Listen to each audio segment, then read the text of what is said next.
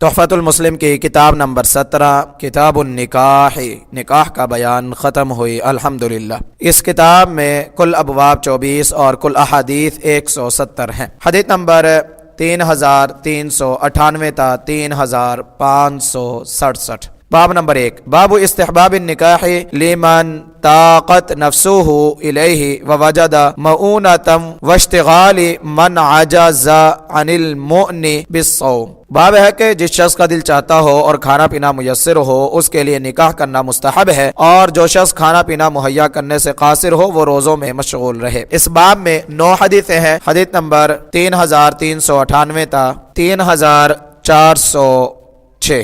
باب نمبر 2، باب ندب من رأى امرأة فوقعت في نفسه إلى أن يأتي امرأته أو جاريته فيواقعها۔ باب ہے کہ پسندیدہ عمل یہ ہے کہ اگر کسی عورت پر نظر پڑ جائے اور اس پر دل ریجھ جائے یا وہ دل میں جم جائے تو وہ اپنی بیوی یا اپنی لونڈی سے خواہش پوری کر لے۔ اس باب میں 3 حدیثیں ہیں۔ حدیث نمبر 3407 تا 3409۔ باب نمبر 3، باب نکاح المتعۃ وبیان انہ ابیح ثم نسخ ثم ابیح ثم نسخ واستقر تحریمہ الی یوم القیامہ۔ باب ہے کہ نکاح متعہ وہ مباح تھا، اس کی اباحت منسوخ ہو گئی، پھر ضرورت کے تحت مباح ٹھہرا، پھر یہ اباحت قیامت تک کے لیے ہمیشہ کے لیے منسوخ کر دی گئی۔ اس باب میں 26 احادیث ہیں۔ حدیث نمبر 3410 تا 3435۔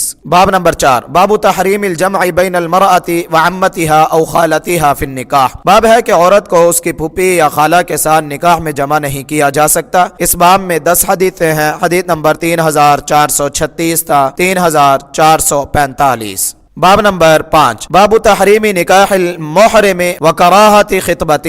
باب ہے کہ محرم کا نکاح کرنا یا منگنی کا پیغام دینا، یعنی محرم کے لیے نکاح کرنا حرام ہے اور پیغام نکاح مکروہ ہے۔ اس باب میں 8 حدیثیں ہیں۔ حدیث نمبر 3446 تا 3453۔ باب نمبر 6، باب تحریم الخطبۃ علی خطبۃ اخیہ حتی یأذن او یترک۔ باب ہے کہ بھائی کی منگنی پر منگنی کرنا ناجائز ہے الا یہ کہ وہ اجازت دے دے یا چھوڑ دے۔ اس باب میں 11 حدیثیں ہیں۔ حدیث نمبر 3454 تا 3464۔ باب نمبر 7، باب تحریم نکاح الشغار و بطلان۔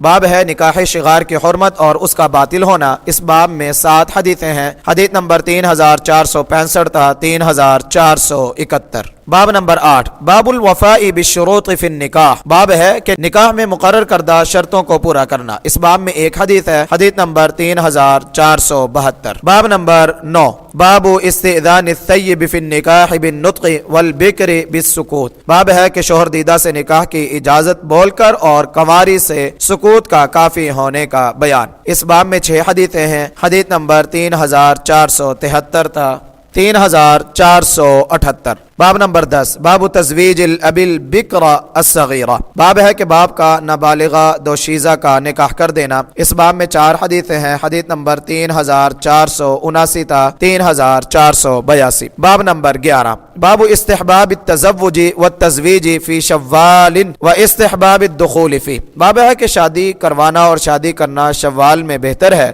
اور اس میں رخصتی پسندیدہ ہے۔ اس باب میں 2 حدیثیں ہیں۔ حدیث نمبر 3483 3484۔ باب نمبر 12، باب ندب النظر الى وجه المرأة وكفيها لمن يريد تزوجها۔ باب ہے کہ جو شخص کسی عورت سے شادی کا ارادہ کرے تو اس کے لیے اس کے چہرے اور ہتھیلیوں پر نظر ڈال لینا پسندیدہ ہے۔ اس باب میں 2 حدیثیں ہیں۔ حدیث نمبر 3485 3486۔ باب نمبر 13، باب الصداق وجواز كونه تعلیم قرآن وخاتم حدید وغیر ذلك۔ باب ہے کہ مہر کا بیان اور وہ قرآن کی تعلیم، لوہے کی انگوٹھی اور ان کے سوا کم و بیش ہو سکتا ہے، اور اگر خاوند کی استطاعت سے باہر یا اس کی بربادی کا باعث نہ ہو تو 500 درہم بہتر ہے۔ اس باب میں 10 حدیثیں ہیں۔ حدیث نمبر 3487 تا 3486۔ 96۔ باب نمبر 14، باب فضیلت اعتاقہ امتہ ثم یتزوجھا، باب ہے کہ لونڈی کو آزاد کر کے اس سے شادی کرنے کی فضیلت۔ اس باب میں 5 حدیثیں ہیں۔ حدیث نمبر 3497 تا 3501۔ باب نمبر 15، باب زواج زینب بنت جحش ونزول الحجاب و اثبات ولیمہ، باب ہے کہ زینب بنت جحش رضی اللہ عنہا سے شادی، پردے کا نزول اور شادی کے ولیمہ کا ثبوت۔ اس باب میں 7 حدیثیں ہیں۔ حدیث نمبر 3502 تا 3508۔ باب نمبر 16، باب الامر باباحۃ الداعی الی دعوہ، باب ہے کہ دعوت دینے والے کی دعوت قبول کرنے کا حکم۔ اس باب میں 17 حدیثیں ہیں۔ حدیث نمبر 3509 تا 3525۔ باب نمبر 17، باب لا تحل المطلقات ثلاثا لمطلقها حتى تنكح زوجا غيره ويطأها ثم يفارقها وتنقضي عدتها، باب ہے کہ جس عورت کو 3 طلاقیں مل چکی ہوں وہ طلاق دینے والے کے لیے اس وقت تک حلال نہیں ہوگی جب تک اور خاوند سے شادی کر کے اس سے تعلقات قائم نہ کرے اور پھر وہ اسے اپنی مرضی سے چھوڑ دے اور اس کی عدت گزر جائے۔ اس باب میں 7 حدیثیں ہیں۔ حدیث نمبر 3526 تا 3532۔ باب نمبر 18، باب ما یستحب ان یقولہ عند الجماع، باب ہے کہ تعلقات کے وقت کون سی دعا کرنا پسندیدہ ہے، یعنی جماع کے وقت کی پسندیدہ دعا۔ اس باب میں 2 حدیثیں ہیں۔ حدیث نمبر 3533 3534۔